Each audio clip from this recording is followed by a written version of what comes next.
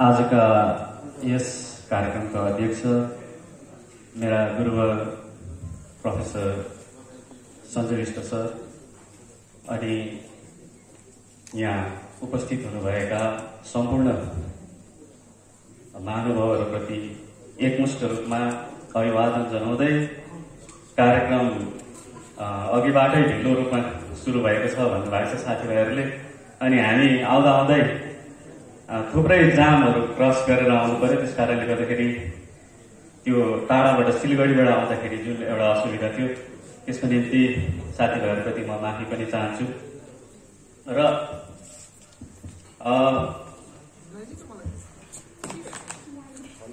साथीभाइहरूले 3वटा किताबमाथि नै बोल्नुपर्छ है भन्नुभयो। अब यो बोल्ने भन्ने कुरो चाहिँ खास गरी अब्जसकै काम हो भनेर भन्छन् धेरैजनाले। सक्दो यो बोल्नु नपरोस् नि भन्ने जस्तो लाग्छ। पहिला पहिला चाहिँ बोल्छु जस्तो लाग्थ्यो, किताबहरूमाथि अलिकति बोल्नु भन्दाखेरि अलिकति बोल्छु जस्तो लाग्थ्यो। तर अचेल चाहिँ नबोल्नु परे हुन्थ्यो कि भन्ने जस्तो लाग्छ। तथापि बोल्ने, पढ्ने, पढाउने नै पेसा पनि भएको कारणले गर्दाखेरि पनि होला साथीभाइले विश्वास गरेर बोल्नै पर्छ भन्न थाल्नुभयो। र यहाँहरू समक्ष एकजना पाठकको हैसियतमा मैले यी 3 पुस्तकहरूबारे एक दुईवटा कुराहरू चाहिँ लेखेर पनि ल्याएको छु। अनि त्यस कुरालाई श्रृङ्खलाबद्ध होस् भनिकन म यहाँ कतिवटा कुराहरू लेखेका कुराहरूलाई पढ्दै पनि अनि आफूलाई लागेका कुराहरू भन्दै पनि यो 3वटा पुस्तकमाथि बोल्न लागिरहेको छु। सबैभन्दा पहिला चाहिँ के लाग्यो भन्दाखेरि चाहिँ 3वटा पुस्तक एउटै विधाका भएका भए एउटा कुरा हुन्थ्यो। जस्तै कविताहरूमा त 3वटा कविता सङ्ग्रहमाथि भनेको भए एक किसिमको त्यसको रिडिङ एक किसिमको हुन्थ्यो। तर यहाँ त विधा पनि 3वटा परेको छ, कथा, निबन्ध र कविता। अनि यो 3वटा विधालाई हेरिने जुन दृष्टिकोण छ, त्यसलाई हेरिने जुन एउटा यस्तो सैद्धान्तिक यसका पाटाहरू पक्षहरू छन्, त्यसलाई हेरिँदाखेरि विधागत रूपमा हेरिनुपर्ने त्यो अप्ठ्यारो काम पनि मलाई पढ्दाखेरि त्यसको अनुभूति भयो। र एक हिसाबले भन्नु हो भने सलाद खाएको जस्तो अनुभूति भयो। मैले अस्ति साथीहरूलाई भने त्यो सलाद खाँदाखेरि त्यो हुन्छ नि एक किसिमको त्यसको स्वाद हुन्छ, तर सलादको स्वाद राम्रै पनि हुँदो रहेछ। त्यो स्वास्थ्यको लागि एउटा हानिकारक होइन, लाभदायक पनि हुँदो रहेछ। तर यहाँनिर टमाटर कुन चाहिँ हो, प्याज कुन चाहिँ हो, खोर्सानी कुन चाहिँ हो, त्यो केलाएर भन्ने समय चाहिँ छैन होला। यस कारणले गर्दाखेरि म यो सलादको स्वाद जुन प्रकारले भयो त्यही हिसाबमा म यहाँ आज आफ्नो कुरा राख्न गइरहेको छु। र 3 कथाकार विशेष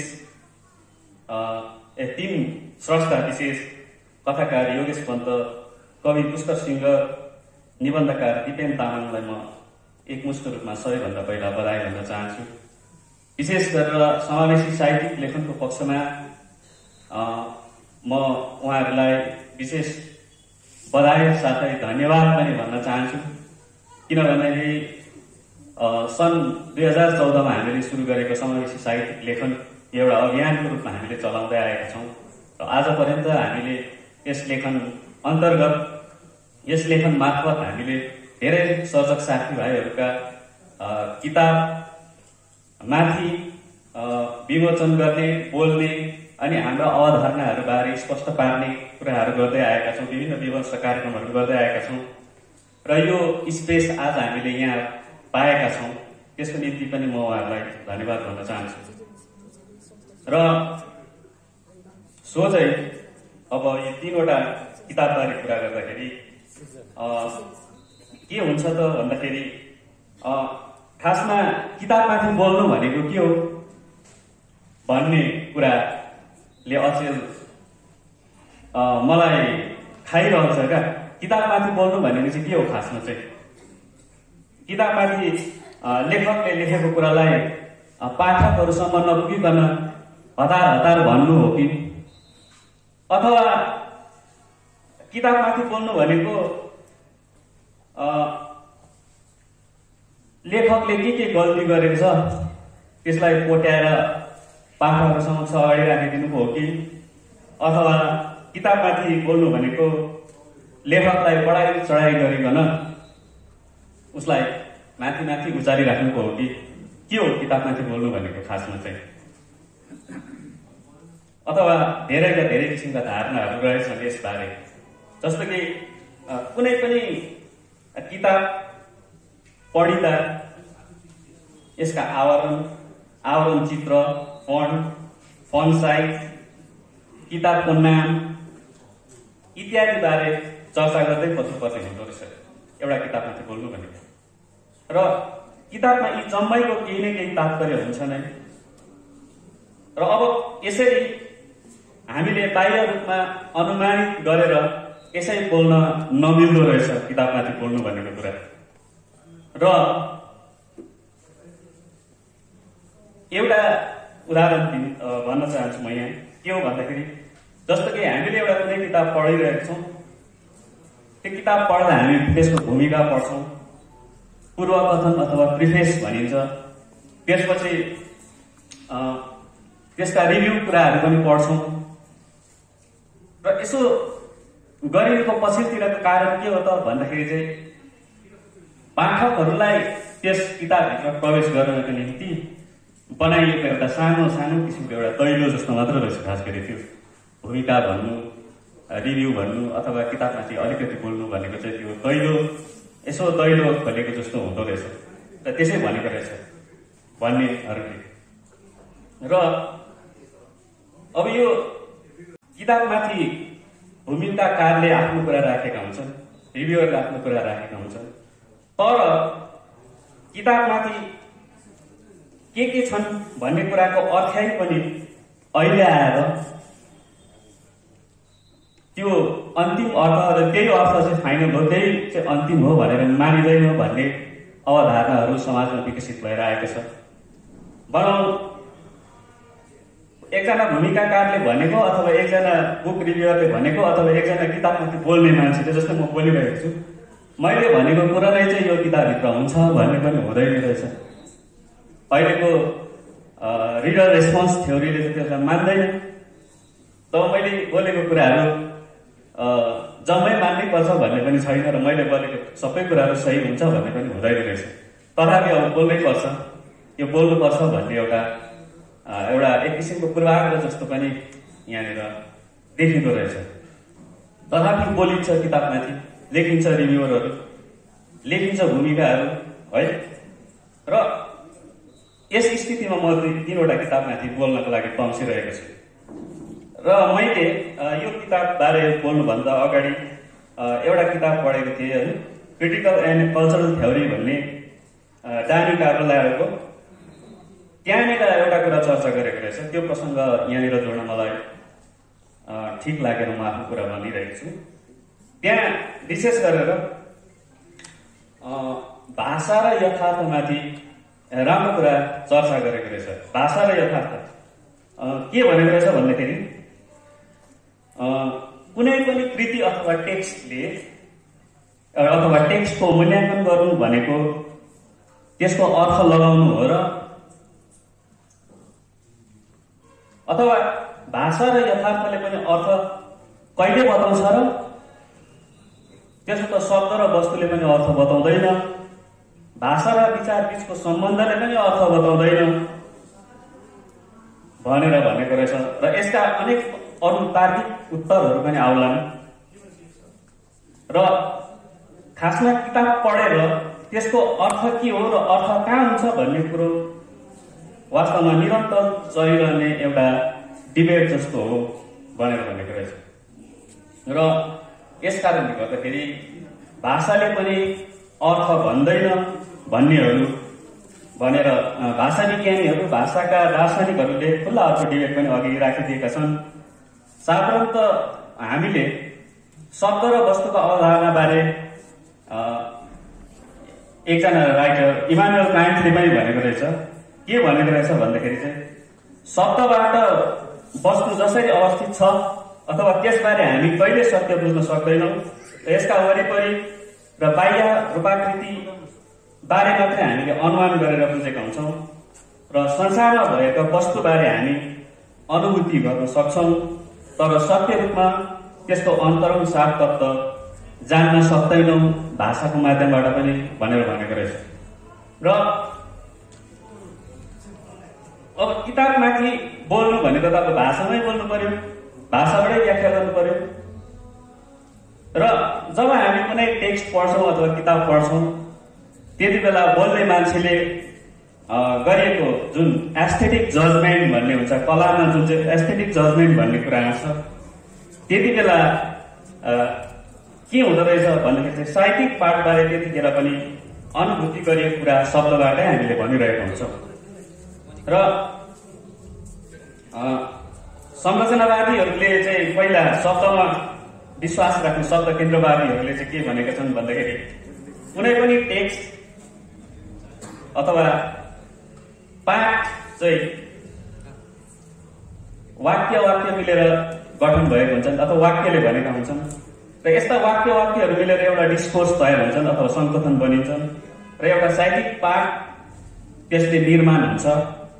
अर्थात् लेखकले साहित्यिक पाठका माध्यम वाक्यहरूको माध्यमबाट अर्थ नै उत्पादन गरेका हुन्छन् भनेर अर्थ केन्द्रवादलाई महत्त्व दिएका छन् यता संरचनावादीहरूले। तर उनीहरूले के पनि भनेका रहेछन् भन्दाखेरि चाहिँ कुनै पनि एउटा टेक्स्टको त्यसको न्यारेटिभ ग्रामर हुन्छ र त्यो ग्रामर भएको कारणले गर्दाखेरि चाहिँ त्यसमा कुनै न कुनै एउटा अर्थ चाहिँ हुन्छै हुन्छ, सार्वभौमिक कुनै न कुनै एउटा सत्य अथवा अर्थ चाहिँ हुन्छै हुन्छ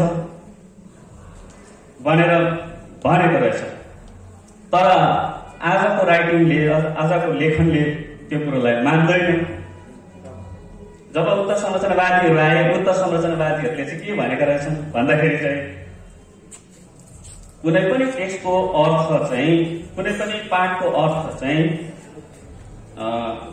टेक्स्टमा नभएर त्यो त कन्टेक्स्टमा हुन्छ भनेर भनेको छ। कन्टेक्स्ट अथवा सन्दर्भमा हुन्छ र यसका कन्टेक्स्चुअल मिनिङहरू जुन चाहिँ छ, कन्टेक्स्चुअल सन्दर्भले पो त्यसलाई त अर्थ दिँदो रहेछ। त त्यो टेक्स्ट आफैमा होइन, तर टेक्स्टलाई अर्थ दिने त त्यसकोदेखि बाहिरको कुराहरू हुँदो रहेछ भन्ने कुरा जब उत्तर संरचनावादीहरू आए, त्यसपछि चाहिँ विशेष गरेर यो राइटिङको जुन चाहिँ रिडर रेस्पोन्स थ्योरी जुन चाहिँ छ, यो रिडर ओरिएन्टेड रिडिङहरू सुरु भयो। त्यो रिडर ओरिएन्टेड रिडिङहरू सुरु भइसकेपछि चाहिँ कुनै पनि टेक्स्टको एउटै मात्र अर्थ हुन्छ र एकजना रिभ्युअरले, एकजना भूमिकारले भनेको कुरो नै सत्य हुन्छ भन्ने कुरो त्यहाँ हुँदैन रहेछ, अथवा एकजनाले बोलेको कुरो नै त्यो सत्य हुन्छ भन्ने कुरो हुँदैन रहेछ भन्ने कुरा त्यहाँबाट थाहा पाउँछौँ। एउटा उदाहरण भन्न चाहन्छु, त्यसपछि म यो 3वटा कृतिमा आउन चाहन्छु। त्यहाँ के भनेको रहेछ भन्दाखेरि चाहिँ एउटा वाक्यकै पनि एउटा अर्थ हुँदैन भनेर भनेका छन् उत्तर संरचनावादीहरूले। जस्तै के भनेको रहेछ भन्दाखेरि एउटा उदाहरण दिएको छ, मैले भने म त्यहाँ हुनेछु भन्ने एउटा वाक्य छ, I say I will be there भनेर भनेको छ उदाहरणमा। तर त्यो वाक्यको अर्थ हामीले हेर्नु हो भने चाहिँ के देख्दो रहेछौँ भन्दाखेरि चाहिँ यस वाक्यले चाहिँ के भनेको छ भन्दाखेरि मैले भने म त्यहाँ हुनेछु, तर त्यो वाक्यले त्यति मात्रै भनेको छैन। त्यो वाक्यले के पनि भनेको छ भन्दाखेरि म त्यहाँ नहुन पनि सक्छु भन्ने अर्थलाई पनि भनेको छ, अथवा म त्यहाँ पक्का हुनेछु भन्ने कुरा भनेको छैन त्यो वाक्यले। भनेपछि एउटा कथामा, एउटा निबन्धमा, एउटा कवितामा, कविताको भाषा त आफैमा मेटाफोरिक हुन्छ, अलङ्कारिक हुन्छ, रूपकात्मक हुन्छ। भनेपछि त्यसले दिने अर्थहरू झन् कति किसिमका, कति प्रकारका, कति त्यसका कन्टेक्स्चुअल मिनिङहरू निस्कन्छन् होला त भन्ने कुराहरू आजको रिडिङले अथवा उत्तर संरचनावादीहरूले त्यसरी गरेका छन्। र यी कुराहरू भन्दै म यो टेक्स्टमा अर्थै खोज्दै र अर्थै नै बताउन गइरहेको छु। तर यो अर्थ नितान्त मैले रिड गर्दाखेरि भेटेको अर्थको रूपमा म यहाँ आफ्नो कुराहरू राख्न चाहन्छु। र आज आएर जुन अर्थको केन्द्र भञ्जन भएको कुराहरू गर्छन् रिडर रेस्पोन्स थ्योरीका कुराहरूले, र टेक्स्टमा नभएर कन्टेक्स्टमा अर्थहरू स्थगन भइरहन्छ भन्ने कुरा अहिले आएका अध्ययनहरूले भनिरहेका छन्। र यस स्थितिमा यो 3वटा कृतिमाथि बोल्नु भनेको एक प्रकारले यस कृतिको सही अर्थ अथवा कृतिदेखि बाहिरको कुरा नै हेर गरिन्छ होला जस्तो मलाई लाग्छ। अथवा यसको अर्थ यही हो भनेर हामी पनि भन्न अथवा मान्न हामी नसक्नुला। अथवा मेरो कुरामा तपाईँहरू समर्थन, मेरो कुरामा तपाईँहरूले पत्याइ हाल्नुपर्छ भन्ने कुरा पनि छैन। र पहिलो पुस्तक लेख्न मन लागेको कथाकार योगेश पन्त। र यसको संरचना हामीले हेर्नु हो भने यसको शीर्षक रखाइ चाहिँ वाक्यात्मक संरचनामा छ। अघि हामीले वाक्यको कुरा गर्दै थियौँ। यसै हेरिँदाखेरि लेख्न मन लागेको कथा भनेर कथाकारले भनेको छ। यसको सोझो अर्थ हेरिँदाखेरि यसको एउटा सामान्य वाक्य जस्तो देखिन्छ। अभिधात्मक यसको अर्थ छ लेख्न मन लागेको कथा भन्नाले। तर पार्श्वमा अरू पनि थुप्रै कथाहरू थिए होलान्, तर लेखकलाई लेख्न मन लागेको चाहिँ यो 9वटा कथा मात्रै रहेछ भन्ने अर्थ यसै हामीलाई बोध हुन्छ। अथवा यी 9वटा कथाको माध्यमबाट कथा भन्नको निम्ति कथाकार पाठकहरूसँग उभिएका छन्। र योगेशका यी 9वटा कथाहरू पढे, तर यो 9वटा कथाबाट एक-एकवटा कथाबारे भन्ने समय पनि छैन। अनि म एकमुष्ट रूपमा कथाकारको जुन न्यारेटिभ ड्रामाको कुरा अघि गर्दै थिएँ त्यसलाई मात्रै छोएर म उनका कथाबारे 2-4 कुरा राख्नेछु। 2-4 कुरा होइन, 2टा कुरा मात्र राख्नेछु। कथाकारले विशेष गरेर योजनाबद्ध रूपमा चलाएका यसभित्रका कथाका पात्रहरू एउटै गति र एउटै लयमा हिँड्ने किसिमका छैन। लेखकले शब्दद्वारा निर्मित गरिदिएको पात्रको चरित्र जतिसुकै सीमित बनाउन खोजे तापनि पात्रहरूले लेखकीय हैकमलाई चुनौती दिने किसिमका पनि हुन्छन्। पन्तका कथाभित्रका चरित्रहरू पाठकीय पूर्वाग्रहले घरिघरि एउटै लागिरहेको चरित्र, तर कथान्तमा बेग्लै अर्कै कुनै केही कस्तो देखाएर त्यो अन्त गरिदिएको हुन्छ। यो आजको लेखनको एउटा विशेषता पनि हो भन्न सकिन्छ यसलाई। अत कति चरित्रहरूका नाक नक्सा मिले तापनि अथवा त्यही गाउँमा देखिएको जस्तो जस्तो त्यही ठाउँको सानो सम्बन्ध केलाउँदै जाँदा आफन्तै नै को हुन् कि अथवा त्यही गाउँको त्यही कथाको हो कि भन्ने लाग्ने कथाहरू अलग अलग कथाभित्रको पात्रहरूलाई पनि तर त्यो घरिघरि त्यहाँनिर भेट्छौँ। मैले यसबारे कथाकारलाई भनेको छु, त्यो कुरा म यहाँ भन्न चाहन्न, तर तपाईँहरूलाई किन भन्दाखेरि त्यो कुरा चाहिँ तपाईँहरूलाई पूर्वाग्रह बनाउलान्।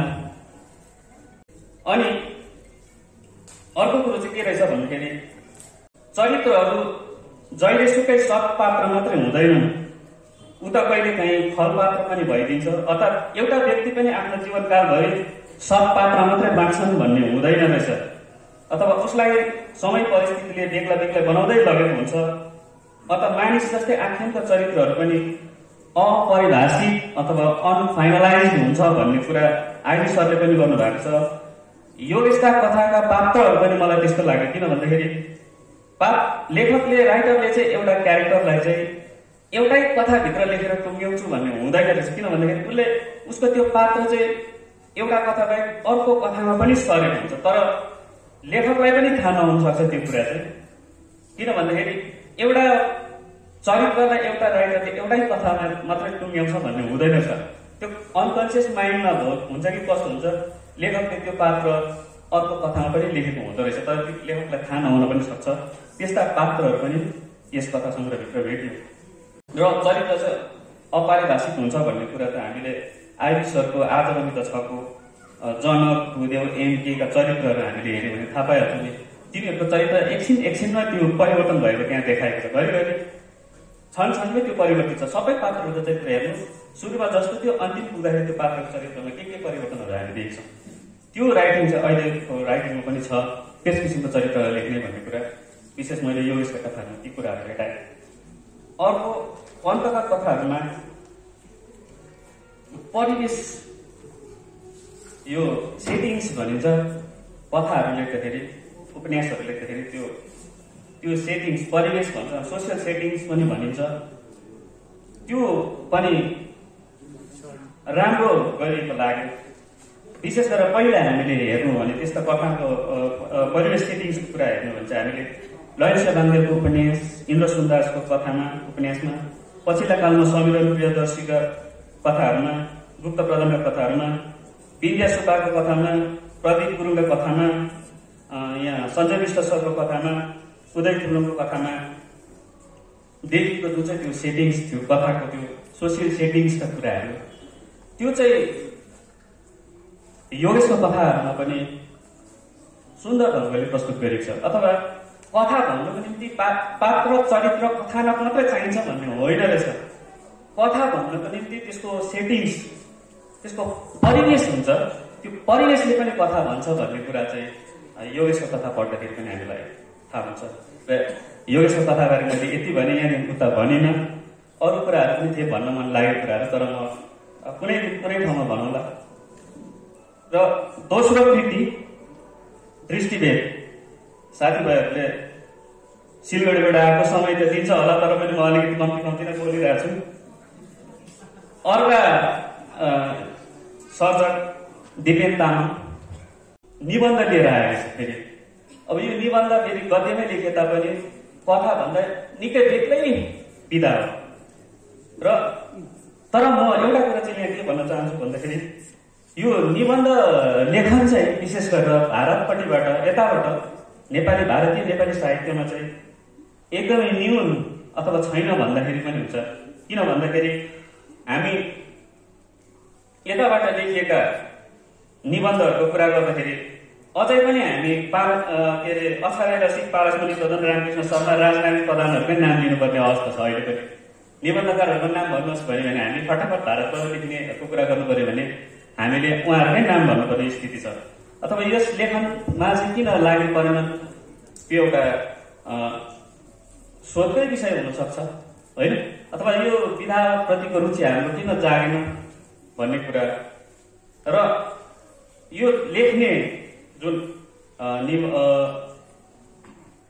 दिपेन तामाङले जुन यो एउटा आँट देखायो भनौँ अथवा यो विधामा हात हाल्ने उनले जोखिम नै एउटा उठाएका छन् जोखिम तलाई उठाएका छन् किन भन्दाखेरि दिपेन तामाङलाई त हामीले कविको रूपमा चिन्दै आएको हो इच्छावृत्ति भन्ने एउटा कविता सङ्ग्रह लेखेका हुन् एकजना राम्रो कवि मान्छे तर अचानक त्यो विधामा पनि त्यो फड्कामा रहे ऊ निबन्धमा गयो निबन्ध लेखे र यिनका निबन्ध बारे मैले सोसियल साइट्समै पढेको फेसबुकमा एउटा निबन्ध पढेको थिएँ अनि त्यो निबन्ध पढिसकेपछि मैले झन्डै सन् 2011तिरको कुरा होला है दिपेन तामाङको मलाई निबन्ध पनि साह्रै राम्रो लाग्यो कविता त हो तर निबन्ध पनि राम्रो लागेको त्यति बेला पनि भनेको थिएँ यो विधामा लेखिनुपर्छ यताबाट भन्ने कुरा गर्दाखेरि उहाँले त्यसमाथि साँच्चै नै रुचि देखाएर लेख्नु भएछ र अचानक यो अस्ति किताबमै आउने कुरा सुन्दाखेरि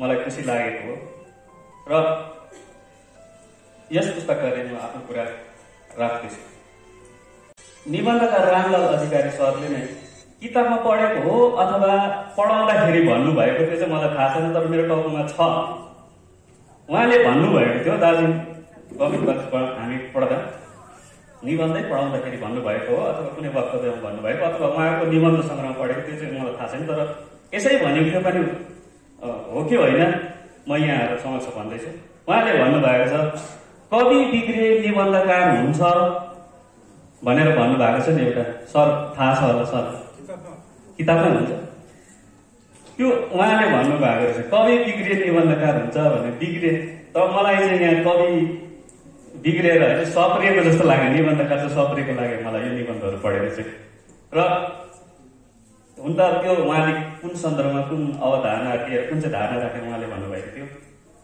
त्यो पछि खोजौँला र पद्यबाट गद्यतर्फको उहाँको जुन लम्काइ हेर्दाखेरि के देखिन्छ भन्दाखेरि निबन्धलाई चाहिँ धेरैले एक प्रकारले भन्नु भने अलिकति पाखा लगाएको साहित्य जस्तो लेख्ने भनेको त कथाकार पो हुनु त, अथवा उपन्यासकार पो हुनु त। राइटर भनेको त कथाकार हुन्छ, कवि हुन्छ, के अरे उपन्यासकार हुन्छ, निबन्धकार को हुन्छ? निबन्धकार भनेको त सामान्य किसिमको त्यो गफ गर्ने, ठट्टा गर्ने, अनि निबन्धको परिभाषा दिँदाखेरि पनि परिभाषा दिनेहरूले पनि हुन्छ यो त एउटा टेबल गफ हो, पाठकहरूसित गरेको एउटा सामान्य किसिमको गफ हो भनेको कारणले पनि हो कि कसो हो, यसलाई मान्यता साह्रै दिएको जस्तो पनि लाग्दैन।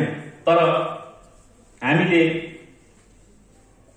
गद्यको अथवा गद्यमा पनि त्यो अन्तर्लय हेर्नु भने, लयात्मकता हामीले हेर्नु भने, थाहा पाउनु हो भने हामीले निबन्धै पढेको हुनुपर्छ र निबन्धमा हामी त्यो कुराहरू भेट्छौँ। र दिपेनका निबन्धहरू पढ्दाखेरि पनि ती कुराहरू भेटेको कुरा यहाँ म गर्न चाहन्छु। जस्तो कि निबन्ध लेख्दाखेरि दिपेन तामाङले टिपेका विषयहरू छ नाक, आँखा, यो किसिमको मान्छेको जुनसुकै अंग प्रत्यङ्गलाई टिपेर पनि। तर एकजना वक्ताले त्यो नाकको बारेमा मात्रै बोल्न सक्नु, कानको बारेमा मात्रै बोल्न सक्नु, अथवा टाउकोको बारेमा मात्रै बोल्न सक्नु भनेको त्यो सामान्य किसिमको बोलाइ होइन, अथवा त्यो सामान्य किसिमको वक्तव्य राखाइ पनि होइन। यस कारणले गर्दाखेरि चाहिँ मलाई के लाग्यो भन्दाखेरि कुनै पनि विषयलाई टपक्कै टिपेर त्यसमाथि जोसुकैले बोल्न सक्दैनन्। र दिपेन तामाङको निबन्ध पढ्दै जाँदा चाहिँ त्यो बोल्न सक्नु भनेको फेरि त्यहाँनिर विचार पनि राख्दै, तर्क पनि राख्दै, कल्पना पनि मिसाउँदै, राइटिङ लेखनको त्यो जुक्तिहरू पनि बताउँदै, आफ्नो शैली पनि त्यहाँ निर्माण गर्दै असरी अगाडि बढ्दै जानु सामान्य किसिमको राइटिङले त्यो गर्न सक्दैन। जुन चाहिँ निबन्धहरू दिपेन तामाङको निबन्ध पढ्दाखेरि त्यो कुराहरू हामी भेट्न सक्छौँ। र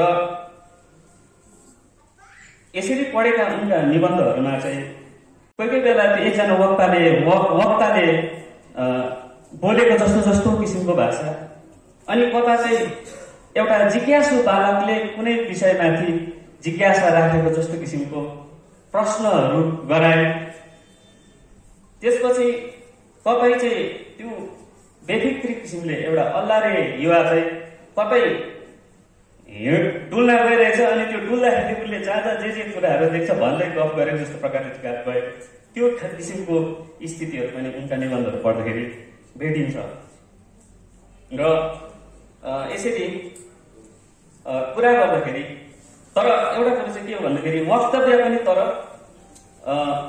विश्वासिलो किसिमको हुनुपर्छ, विश्वासिलो किसिमले दिनुपर्छ, वक्तव्य दिँदाखेरि पनि विश्वास गर्न सकिने किसिमको दिनुपर्छ भन्ने किसिमको कुराहरू चाहिँ यिनका निबन्धमा बसेका छन्। अथवा कुनै कुरा भन्दाखेरि सुन्ने मान्छेले त्यो कुरा, सुन्ने मान्छेको त्यो चित्तलाई आकर्षित गरिराख्ने अथवा त्यो मस्तिष्कलाई, विचारलाई समातिरहने अथवा त्यसले एउटा चेतनामा, मस्तिष्कमा त्यसले चिमोटिरहने किसिमको तर्कहरू उनको निबन्धको भित्रबाट कताबाट त्यसले प्रश्नहरू गरिरहेको जस्तो हामीलाई अनुभूति हुन्छ।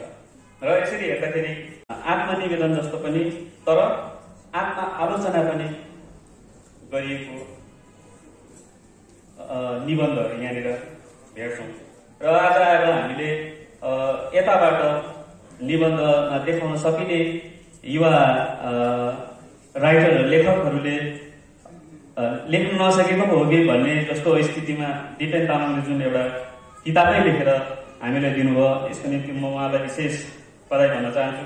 र आज नेपालतिर हामीले अरू विधाको तुलनामा हेर्नु हो भने निबन्ध, उपन्यास लेख्यो, कविता लेख्यो भन्छ, तर उपन्यास सँगसँगै नेपालतिरबाट निबन्ध पनि त्यत्तिकै राम्रो राम्रा निबन्धहरू लेखिरहेका छन्। कवि, लेखक, उपन्यासकारहरू पनि नेपालतिरको राइटिङमा हामीले हेर्नु भने निबन्धमा त्यत्तिकै तुरन्त प्रकारले लेखेर आइरहेका छन्। खगेन्द्र सङ्ग्रौलाको आफ्नै आँखाको लयमा भन्ने, श्रवण कर्मको भावलय, राजन कर्मको फेरिको सौन्दर्य भन्नेहरू, भुपिनको 24 रिल, त्यो पढ्छौँ त हामी, तर हामीले लेखेका निबन्धहरूमाथि चाहिँ किन चर्चा गर्दैनौँ र एउटा चर्चाको विषय उहाँले निकालिदिनु भयो। यसका निम्ति म उहाँलाई विशेष बधाई भन्न चाहन्छु। र यो यताबाट मैले लेखेको मैले पढेको यताका निबन्धहरूमा अर्को अजय खड्गाको यो पखेटा चलुन्जेल भन्ने पढेको थियो। त्यो पनि उहाँले साह्रै राम्रो लेख्नु भएको छ। अनि त्यसपछि चाहिँ मलाई दिपेन तामाङको यो निबन्ध अलिक भरपर्दो निबन्ध लाग्यो, अथवा यसमा पाठकहरूले खोज्नु चाहेको आजको पाठकले आजको रिडरले खोजेका कुराहरू यहाँनिर भेट्न सकिन्छ भनेर म यति कुरा राखेँ उहाँको निबन्धमाथि। र अब अन्तिम पुस्तक देवदण्ड, कवि पुष्कर सिंह। अब कविताबारे बोल्नुपर्दा कविता यो पनि एक किसिमको अप्ठ्यारो कुरा, अभ्यासै काम जस्तो लाग्छ। कविता गद्यमा बोल्नु चाहिँ अलिकति सजिलो, कविता अथवा निबन्धको त एउटा विषय, यो विषयमाथि लेखिएको छ अथवा यसमा यस्तो छ भनेर भन्न सकिन्छ। त्यो भन्ने एउटा अनुमानित भए तापनि तर त्यो माथि यस्तो विचार चाहिँ आएको छ भनेर भन्छ। तर कविताबारे बोल्नु चाहिँ अझ अवश्य काम हो भनेर भनेको जस्तो लाग्छ मलाई। अथवा तर यताबाट भारतीय नेपाली साहित्यको कुरा गर्दाखेरि भारतबाट सबैभन्दा धेर लेखिएको विधा भनेको चाहिँ कविता नै हो। कविता जसले पनि कवितै लेख्छन् होइन, सुरुमा लेख्दाखेरि चाहिँ कवितै लेखेको हो भन्ने, अथवा उपन्यासकार, निबन्धकार, कथाकारहरूले पनि जीवनमा एकपल्ट चाहिँ कविता लेखे नै भन्दै गरेका हुन्छन्। एकपल्ट त मैले कविता लेखेकै हो भनिरहेछन्। यति बिचमा कविता यताबाट लेखिएका छन्। र जे होस् त्यो एउटा तर राम्रै कुरा हो भनौँ।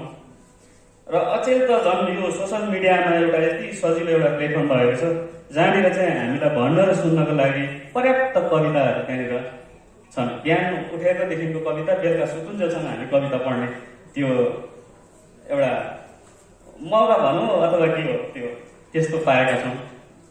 भन्नु खोजेको के हो भन्दाखेरि अचेल चाहिँ भन्ने कविता, सुन्ने कविता, नाच्ने कविता, कराउने कविता, चिच्याउने कविता पनि भनौँ न होइन, अथवा धमारी कविता। हामीले धमारी कविता धमारी भनेर सिलगढीमा हाम्रो एउटा संस्था, साहित्य संस्थान चलाउँछ, नेपाली साहित्य संस्थान, त्यस मार्फत हामीले कविता धमारी भन्ने एउटा कवितामाथि एउटा कविता, लु खुल्ला मञ्च दिएर लु तिमीले जे कविता जुन विषयमा कविता भन्छौ भन भनेर स्टेजै दिएर हामी गरेको त्यस्तो त्यो किसिमको कविता भन्ने त्यो एउटा भङ्गीमा पनि आइरहेका छन्।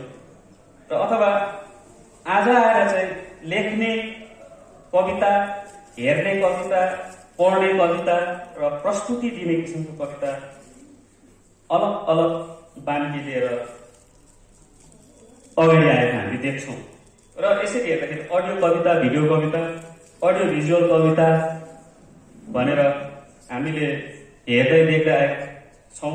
यहाँनिर मैले देखिरहेको छु कवि राजा पुनियानी दाजु, उहाँको अडियो भिजुअल कविता फेसबुकमा मात्र होइन युट्युबभरि उहाँको कविताका फ्यानहरू कति चाहिँ बढिरहेछन्। त्यो पनि एउटा तर कविताको पाठकलाई बढाउने, कविताप्रतिको रुचि बढाउने त्यो एउटा माध्यम भइदिएको छ। यहाँ पवित्र दिदी हुनुहुन्छ, कवि पवित्र लामो, उहाँको अभिसङ्गी कविता मार्फत धेरै उहाँका फलोवर्सहरू, उहाँलाई फलो गर्ने फ्यान्सहरू मात्र होइन, कविहरू, अहिले नयाँ लेखिरहेका कविहरू आइरहेका छन्। यो पनि एउटा कवितामाथि देखिएको एउटा विश्वास पनि हो भनेर हामी भन्न सक्छौँ।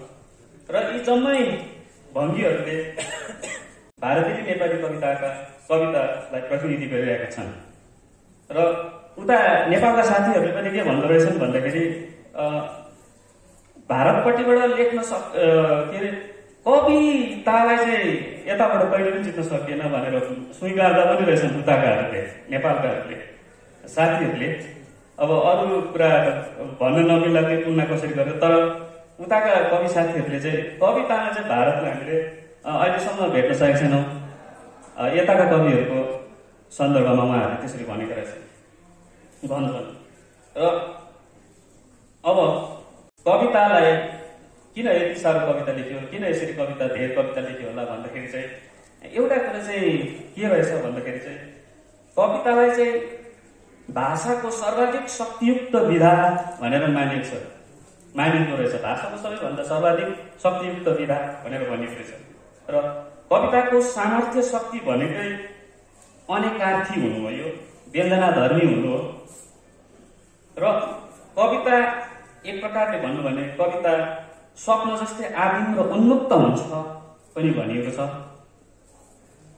र आदिम कालमा प्रकृतिको शक्तिसँग जुट्ने, मानवद्वारा निर्मित शक्तिको भिन्न भिन्न केन्द्रहरूसँग जुट्ने, आज पनि कविता प्रजातन्त्र गणतन्त्रका लागि लड्दै, हिंसा विरुद्ध लड्दै कुनै न कुनै केन्द्रसित सोझो रूपमा जुट्दै अघि बढेका हामी कविता नै देख्छौँ भनेर भनिन्छ। किन भन्दाखेरि कविताले चाहिँ सोझो रूपमा सिधा पाठकलाई त्यसरी भन्छ भन्ने कुराहरू भनिन्छ। यस स्थितिमा कवि पुष्कर सिंह कविता सङ्ग्रह लिएर आएको छ र उहाँलाई पनि बधाई भन्न चाहन्छु। र उहाँले यस सङ्ग्रहभित्र विशेष गरेर 3वटा खण्ड छुटाउनु भएको छ, आन्दोलन कविता, प्रेम कविता र अन्य कविता। अब यो 3वटा विषयमाथि चाहिँ म बोल्न चाहन्न, खालि एउटा विषयमाथि मात्र बोल्न चाहन्छु र अरू विषयमाथि म उहाँको अरू कुनै ठाउँ कुरा गरौँला। पाठकहरूका लागि उहाँले यो आन्दोलन कविता, प्रेम कविता र अन्य कविता भनेर छुट्याएर त्यो 3वटा वर्गीकरण अहिले आएर यो अलग अलग देखाइने त्यो किसिमको परिपाटी चलिरहेको छ। कविता पाठकहरूलाई पढ्न सजिलो होस् भनेर हो कि अथवा के हो, तर त्यसरी राखे तापनि त्यो एउटा खुल्ला पाठको रूपमा आइसकेपछि मैले त्यसलाई त्यसरी पढिनँ। मैले पढ्दाखेरि सोझो रूपमा सरल नै पढ्दै गएँ र मलाई त्यो लागेको कुरा चाहिँ म यहाँ भन्न चाहन्छु। र बाह्य रूपमा देखिने कविताको जुन चाहिँ बानी हुन्छ, उहाँले यो आन्दोलन कविता होस् भनेको छ, यो प्रेम कविता होस् भनेको छ, अनि यो अन्य कविता भनेर छुट्याएको छ। तर मलाई चाहिँ लाग्यो उहाँको आन्दोलन कविता पनि, तर आन्दोलन अथवा आन्दोलन भन्ने बित्तिकै कुनै किसिमको हलचल ल्याउँछ होइन, अथवा परिवर्तन भन्ने कुरा ल्याउँ भन्ने त्यसले अर्थ सङ्केत गर्छ। तर त्यो आन्दोलनका कविताहरू पनि तर प्रेमपूर्ण भाषामा अथवा प्रेमिल भाषामा भन्न सकिँदो रहेछ त भन्ने कुरा हामीले यिनका कविता पढ्दाखेरि थाहा पाउँछ। तर फेरि प्रेमका कविताहरू हामीले हेर्नु हो भने प्रेमका कवितामा फेरि त्यो फरक किसिमको त्यो कुराहरू भेट्छौँ। यस कारणले गर्दाखेरि उहाँले क्याटेगोरी वर्गीकरण गरेर यो आन्दोलन कविता, यो प्रेमको कविता भने तापनि पाठकहरूले पढ्दै जाँदाखेरि त्यस किसिमको कुराहरू त्यहाँ भेटिँदो रहेछ।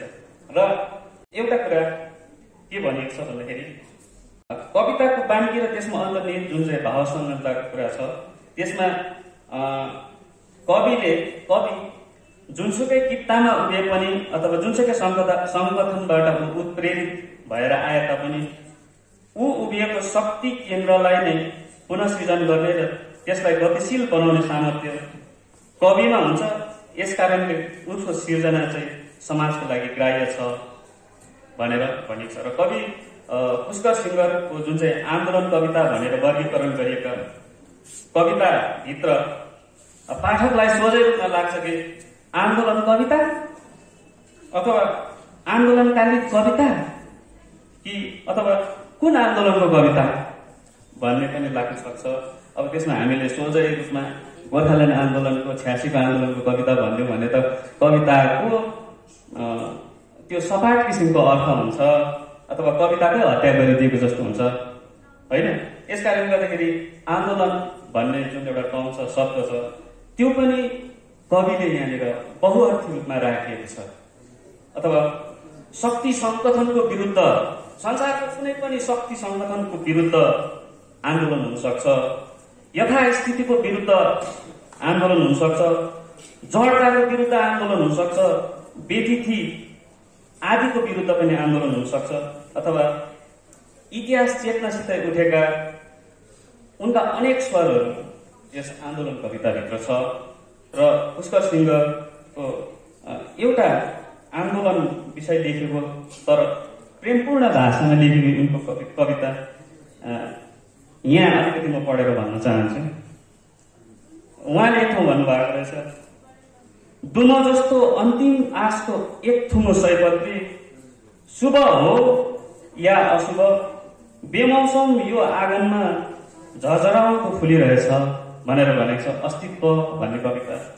अब यसको पठन पाठकहरूले जसरी गर्छन् गरून् यति भन्दै उहाँका कविताहरूले समकालीन नेपाली कविताले देखाएका भावभङ्गीलाई प्रतिनिधि गर्ने किसिमका छन् र प्रेमका कविताहरूबारे र अरू अन्य कविताहरूबारे म कुनै अरू कार्यक्रमतिर बोलाउला नै र यति भन्दै यी 3 स्रष्टा र 3 कृतिका कवि निबन्धकार र कथाकारलाई फेरि पनि बधाई र शुभकामना भन्दै यहाँहरूको यस गरिमामय उपस्थिति लाई म समावेशी साहित्यिक समूहको पक्षबाट हार्दिक धन्यवाद पनि भन्न चाहन्छु। धन्यवाद।